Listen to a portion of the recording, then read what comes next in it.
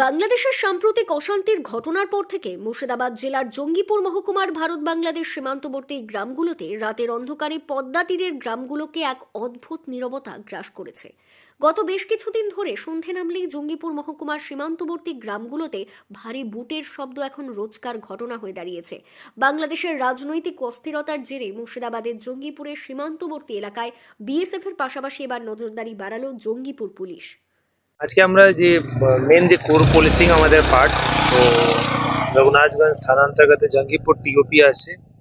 ওখানে এই border areas গুলো প্রচুর আছে, পাতলাটোলা, এইদিকে ভৈরবটোলা, গিরিয়া, সিকান্দ্রা অঞ্চলে অনেকগুলো জায়গা। তো আমরা আজকে ইন্টেন্সিভ বাইক পেট্রোলিং করলাম। আমি নিজে ছিলাম, আমার সাথে এসডিপিও জঙ্গিপুর, আইসি রঘুনাথগঞ্জ, ওসি জঙ্গিপুর টিওপি, ওনার পুরো টিম ছিল।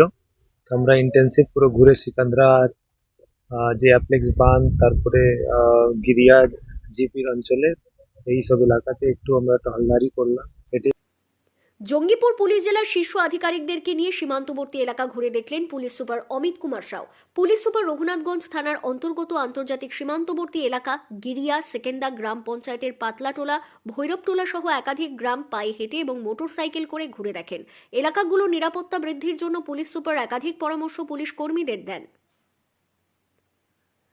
পুলিশ সূত্রে খবর, জঙ্গিপুর মহকুমার অন্তর্গত রঘুনাথগঞ্জ, সুতি, শামশেরগঞ্জ ব্লকগুলোতে বিস্তীর্ণ এলাকায় পদ্মা নদীর চর রয়েছে।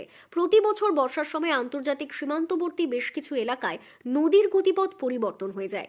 সেই কারণে মুর্শিদাবাদ জেলায় দুই দেশের সীমান্তে বিস্তীর্ণ অংশে এখনও বেড়া দেওয়ার কাজ শেষ করা যায়নি। এর সুযোগ নিয়ে ভারতে সন্ত্রাসবাদী কাজ করার উদ্দেশ্যে বাংলাদেশের জঙ্গিরা যাতে কোনোভাবেই প্রবেশ করতে না পারে তা সুনিশ্চিত করতে বিএসএফ এর সঙ্গে সঙ্গে পুলিশের তরফ থেকেও টহলদারি প্রায় দ্বিগুণ করা হয়েছে। স্থানীয় গ্রামবাসীরা জানিয়েছেন, গত কয়েকদিন ধরে রাতের অন্ধকারে গ্রামের মধ্যে ঘন ঘন পুলিশের হাই বিম টর্চ লাইট জ্বলে উঠছে। এর পাশাপাশি বিএসএফ জওয়ানরা তীব্র ঠান্ডা এবং কুয়াশাকে উপেক্ষা করে একদম সীমান্ত এলাকায় দাঁড়িয়ে নজরদারি চালিয়ে যাচ্ছেন। সূত্রের খবর, বাংলাদেশের সাম্প্রতিক উত্তেজনার পর দুই দেশের মধ্যে চোরাচালানকারীদের যে অবৈধ রুটগুলো ছিল সেগুলো সম্পূর্ণ বন্ধ হয়ে গিয়েছে। ভারত বাংলাদেশ সীমান্তবর্তী এলাকার আশেপাশে রাতের অন্ধকারে কাউকে ঘেঁষতে দেওয়া হচ্ছে না। জঙ্গিপুর পুলিশ জেলার সুপার অমিত কুমার সাউ বলেন, রঘুনাথগঞ্জ থানার গিরিয়া, সেকেন্দ্রা গ্রাম পঞ্চায়েত এলাকাগুলোর খুব কাছে ভারত বাংলাদেশ আন্তর্জাতিক সীমান্ত রয়েছে। বাংলাদেশের সাম্প্রতিক ঘটনার পরিপ্রেক্ষিতে যাতে কোনো ধরনের অনুপ্রবেশ না হয় তা নিশ্চিত করার জন্য পুলিশের তরফ থেকে একাধিক ব্যবস্থা নেওয়া হয়েছে। এছাড়া আমরা বিএসএফ এর সঙ্গেও সমন্বয় রেখে কাজ করছি। এলাকাতে যে কোনো ধরনের অপরাধ রোখার জন্য নিয়মিত অনুশীলন করা হচ্ছে।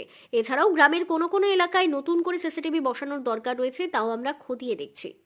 এটাও কিছুক্ষণ আমরা হাঁটছি, দেখছি কোথায় কোথায় আমাদের সিসিটিভি লাগাতে হবে, এটাও আমরা একটু ওয়ার্কআউট করছি। আর কিভাবে আমাদের ইন্টেন্সিভ পেট্রোলিং হবে, কি আগামীকালের আমাদের কোনো যেন ল অ্যান্ড অর্ডার না হয় বা আমরা প্রিভেন্ট করতে পারি কোনো ক্রাইম।